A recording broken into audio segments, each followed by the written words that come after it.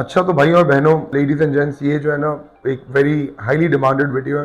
बहुत सारे क्वेश्चंस आ रहे थे मुसलसल कॉस्टिंग्स के हवाले से कि प्रिसाइज टोटल प्रोजेक्ट कॉस्ट बताई जाए कि क्या आ रही है और फॉर ईच व्हीकल जो हम करें। और दो वीडियोस में मैं कोशिश करता हूँ कि step to step part to part cost को ब्रीफ करता रहूँ, लेकिन डिमांड थी कि ओवरऑल कॉस्टिंग के ऊपर तस्करा किया जाए।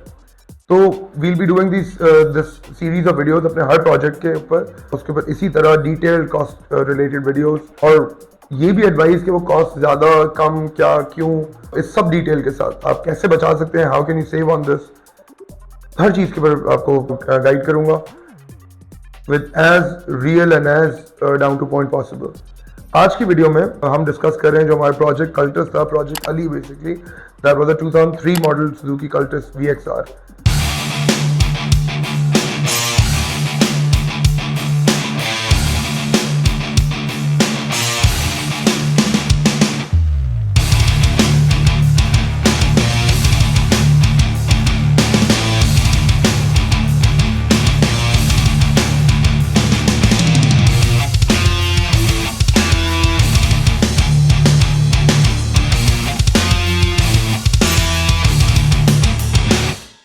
जो मैं लैपटॉप को बार बार देख रहा हूँ क्योंकि मैं ताकि कॉस्ट को रिलेट कर सकूँ और आपको प्रिसाइज फिगर्स बता सकूँ। डेट्स भी डिस्कस करेंगे क्योंकि ज़रूरी है, क्योंकि आप वी एंटर्ड 2024 और अभी जो हमने प्रोजेक्ट पिकअप किया है ये वो मतलब we are doing this series wise कि जिस प्रोजेक्ट की सबसे ज़्यादा क्वेरीज आई थी उस प्रोजेक्ट को सबसे पहले करें। तो सुजुकी कल्टस 2003 इसके ऊपर सबसे ज़्यादा क्वेरीज आई थी, इंस्टाग्राम पे भी, फेसबुक पे भी, यूट्यूब पे भी, रिगार्डिंग के इसकी क्या कॉस्ट रही related. So this project was taken up 3rd जनवरी 2023 में। खासा रस्टेड था गाड़ी, जब हमने रिसीव की थी गाड़ी में बहुत सिवियर रस्ट बिल्डअप था, जो कि टिपिकली हम अनफॉर्चुनेटली किसी भी जो मास यूज व्हीकल है जब उसको देखते हैं तो उसके अंदर पाया जाता है, which is widely because of the fact के मार्केट पुश इस तरीके का है कि कंज्यूमर ये कोई एजुकेशन ही नहीं हो पाती कि what's right for his car. अब आई एम श्योर जब ये जो 2003 कल्टस हमारे पास आया था ये इससे पहले कई बार रिपेयर हुआ था बॉडी वाइज, मैकेनिकली इलेक्ट्रिकली भी, वो अलग एक तस्करा है और एक अलग सब्जेक्ट है to discuss on this. But body repair is also essential आपकी गाड़ी के लिए। जैसे आप इंजन का तेल पानी बदलते हैं उसी तरह आपको गाड़ी वॉश करवाना या सर्विस करवाना उतना ही ज़रूरी है, जस्ट टू को रिलेट थिंग्स। हमारे पास लोकल मार्केट में ये अंडरस्टैंडिंग बिल्कुल भी नहीं है कि हम बॉडी मेंटेनेंस है क्या टू स्टार्ट ऑफ विद, और बॉडी मेंटेनेंस के एस्पेक्ट को कैसे देखा जाए ये एक और है। इसके ऊपर भी एक और वीडियो करूंगा, मतलब एक कोट करूँ इस बात को कि हम अमूमन गाड़ी वॉश कराने जाते हैं तो वो कोई इवेंट होता है कि यार चलो आज डेट मारनी है या आज शादी है या आज वलीमे पे जाना है या कोई घर पे इवेंट है तो हम गाड़ी वॉश करा लें, but otherwise we don't do this to protect our car. छोटी सी एक मिसाल इसके अंदर ऐड करूंगा, हमारी गाड़ियों के नीचे अंडर कैरेज पे मट्टी कॉटअप हुई हुई होती है बुरी तरह, कॉर्नर्स पे कोने कांचों में मट्टी फंसी हुई होती है। जहां मट्टी है वहां पे मॉइस्चर है, मॉइस्चर होगा उसको हवा लगेगी, हवा में ऑक्सीजन होती है, ऑक्सीजन मॉइस्चर के साथ कॉन्टैक्ट में आएगा, ऑक्सीडाइजेशन होगा। आप गूगल करके बहुत ईजिली इसके ऊपर बहुत सारे रिव्यू वीडियोज ऐसे हैं जो कि आप देख सकते हो और आपको ये समझ में आएगा कि हाउ डज इट हैपन्स और क्यों गाड़ियों को रस्ट लगना शुरू होता है। और ये वो हिडन स्पॉट्स होते हैं जैसे सरफेस पे तो जब अच्छा सरफेस मतलब जो टॉप एक्सटीरियर है उस पर रस्ट आना शुरू होता है तो हम फौरन देख लेते हैं, पेंटर के पास जाके कलम शलम लगवा देते हैं उसको, कोई ना कोई ट्रीटमेंट कर पाते हैं। But these are the hidden places. गाड़ी का under carriage, wiper drain channel जो विंड स्क्रीन के आगे प्लास्टिक गार्निश होती है, अमूमन कुछ गाड़ियों पर मेटल गार्निश होती है, उसके नीचे ड्रेन चैनल होता है पूरा, जहाँ से विंडशील्ड से आने वाला पानी ड्रेन होता है। यहाँ पे वाइपर वॉशर फ्लूइड जो होता है, जो विंडशील्ड वॉशर फ्लूइड होता है उसका ड्रेन होता है। ये क्रेविसेस, कॉर्नर्स, ये छोटे ड्रेन्स क्लॉग हो जाते हैं सनरूफ वाली गाड़ियों में, जिनमें सनरूफ हो उसमें रूफ ड्रेन चैनल्स होते हैं, ये मट्टी से क्लॉग हो जाते हैं। बारिश हो या ना हो, अगर हम एक इक्वेटर के ऊपर बेस्ड कंट्री है और कराची में रहते हुए तो we are a coastal city, तो rust is part of life. And अगर आप मैन्युफैक्चरर गाइडलाइंस को भी देखेंगे तो वो भी आपको ट्रीट करने में मदद करते हैं। खैर, सिर्फ अगर ये गाड़ी वॉश होती रहे तरीके से तो शायद इतना रस्ट ना हो। Coming back to our main topic, Suzuki Cultus 2003 VXR, इसके ऊपर भी खासा रस्ट था। वही typical places, roof tops, fire walls, floors, under carriage, engine bay, खासा रस्ट रिपेयर का काम था इस पर। तो सबसे पहले मैं आपको ब्रीफ करता हूँ कि हमने इसके ऊपर हमारी सर्विस चार्ज, हमारी लेबर हमने क्या चार्ज की थी। हमने इस स्पेसिफिक प्रोजेक्ट पे इसका टोटल कॉस्ट मोर और लेस 700,000 पाकिस्तानी, 7 लाख रुपए तक की कॉस्ट आई थी, जिसमें से तकरीबन 2 लाख रुपए हमारे सर्विस चार्जेस की कीमत थी। सर्विस चार्जेस में हम क्या क्या चीज़ें कवर करते हैं? सर्विस चार्जेस में हम तमाम तरह होने वाला मैकेनिकल काम, इलेक्ट्रिकल काम यानी रिपेयर्स या रिप्लेसमेंट्स या डायग्नोसिस, उसके अलावा हम डेंचर और रस्ट रिपेयर यानी जो बॉडी रिपेयर है वो, पेंट वर्क, एंटी रस्ट, ये सब चीज़ें हम उसके अंदर केटर करते हैं। तो इन शॉर्ट जितने लेबर के होने वाले काम हैं वो सारे इस कॉस्ट के अंदर शामिल हैं। और उसके अलावा जितना बॉडी या फिर पेंट के काम के हवाले से जितना रॉ मटेरियल है, चाहे वो शीट मेटल हो जो रस्ट की पीसिंग्स के लिए काम में आती है, चाहे वो पेंट प्रोडक्ट हो, चाहे वो पेंट बेस बनाने वाला प्रोडक्ट हो, या चाहे वो एंटी रस्ट प्रोडक्ट हो, और इलेक्ट्रिकल कामों में कंज्यूमेबल्स जैसे वायरिंग टेप, सोल्यूशन टेप, ये सब कुछ all raw material is included in this cost. इसके अलावा जो बकाया कॉस्टिंग जो हमारी चीज़ों के ऊपर आई, इस गाड़ी पे हमें मेजरली जो हमें बॉडी वाइज वो तो एक खर्चा आया, लेकिन उसके अलावा जो नेक्स्ट मेजर कंपोनेंट था वो उसका इंजन था। Engine was Busted really bad, उसके क्रैंक में भी आवाज़ थी, हेड में भी आवाज़ था।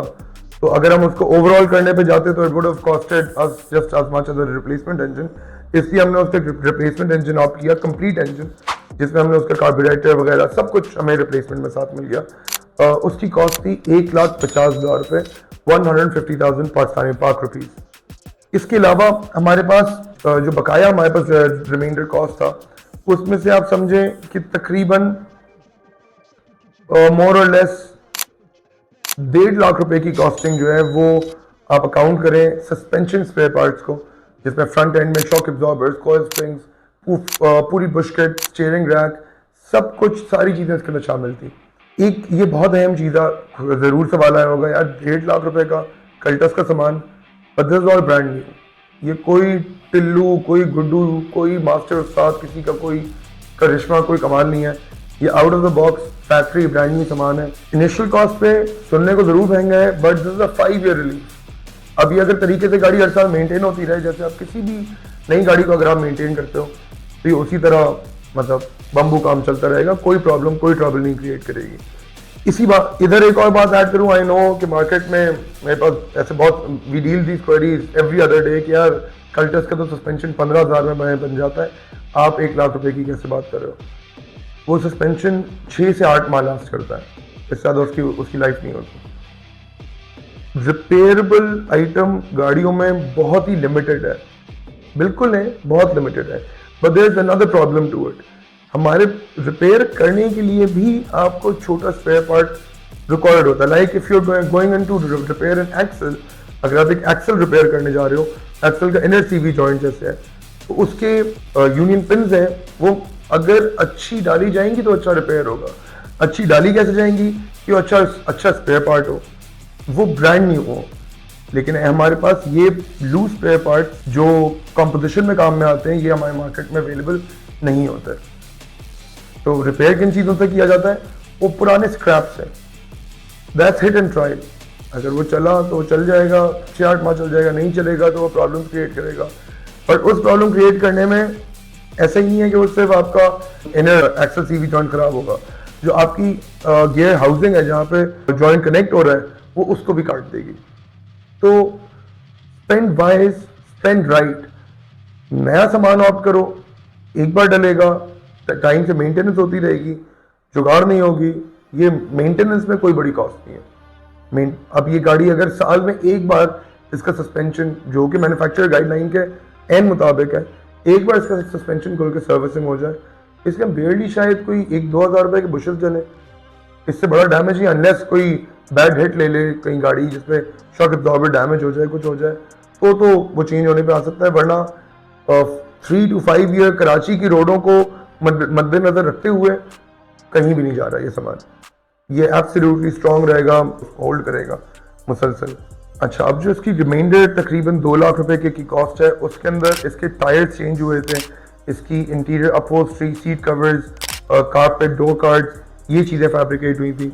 फिर इसका थोड़ा बहुत ही पावर विंडोज़ की स्पेयर पार्ट्स, एक्सेसरीज, वो चीज़ें आई थी। मास्टर कंट्रोल पैनल वो आया था। इसके अलावा थोड़ी बहुत ही फ्यूल कॉस्ट भी है, जो कि ट्रायल्स एंड टेस्टिंग में पेट्रोल यूज़ किया जाता है, उसकी कॉस्ट शामिल है, जिसको हम लोग मिसलेनियस में बेसिकली काउंट कर रहे होते हैं। इस 2 लाख रुपए के अंदर वो आउटसोर्स कॉस्ट जो कि लेथ के काम के ऊपर शामिल होती हैं। फॉर इंस्टेंस, हम कोई भी बेयरिंग हैंड फिट नहीं करते, हम हर बेयरिंग को चाहते हैं कि वो हाइड्रोलिक प्रेस पे फिट किया जाए, सिमेट्री से बैठे, बेयरिंग की लाइफ बहुत इंक्रीज होती है।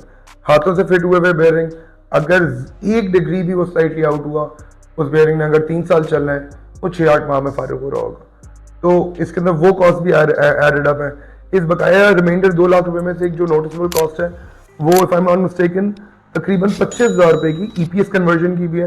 इलेक्ट्रिक पावर स्टीयरिंग असेंबली आई थी सुजुकी की if I am not mistaken, वो मेरा ख्याल है 20-1,000 रुपए की आई थी तकरीबन। और फिर उसके ऊपर ये 5,000 रुपए उसकी कुछ फिटमेंट ऑल्टर होती है, जिसके बाद हम उसको कल्टस के अंदर फिट कर सकते हैं, वो ऑल्ट्रेशन शामिल थी। इंस्टॉलेशन उसकी नेचुरली हमारी सर्विस चार्जेस के अंदर कवर्ड थी। ये एक और नोटिसेबल कॉस्ट है जो उसके ऊपर आई थी। अगेन इस पूरे प्रोजेक्ट में हत्तल इम्कान मैक्सिमम ब्रांड न्यू स्पेयर के साथ काम किया गया था। अच्छा, इधर मैं आपको बताऊं कि ये स्पेयर कॉस्ट रिलेटिवली बेहतर रही। वो इसलिए बेहतर रही क्योंकि the client was on board with us through out the build, और बहुत सारे स्पेयर पार्ट्स उसने खुद सप्लाई किए थे। हम लोग एज पाकिस्तान और टेक्निक्स हम इनकरेज करते हैं क्लाइंट को कि क्लाइंट हमारे साथ अगर ऑन बोर्ड हो, क्योंकि doing a project is like a love story. It's not your everyday run of the mill के आपने 2 बोर्ड लिए डाल दिए। You are investing for a vehicle that you are planning to own for the next 3 to 5 years, specially जो एक everyday driving project है। उसमें अगर आपका अपना साथ होगा, आप पैसे बचाएंगे और आप अपने स्पेसिफिक टेस्ट के तहत, क्योंकि आप you can customize anything but that customization has to be your own description. उसके अलावा ये ईपीएस असेंबली की एक नोटिसेबल कॉस्ट थी 25,000 रुपए की। टायर्स की एक नोटिसेबल कॉस्ट है इस रिमेनिंग 2 लाख रुपए में।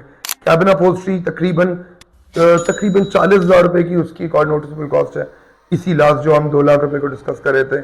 ऑन टॉप ऑफ दिस, और इसके अंदर इसकी इंफरटेनमेंट तकरीबन मेरा ख्याल है 20-1,000 रुपए का एंड्रॉयड पैनल और इसके कॉरस्पॉन्डिंग स्पीकर्स।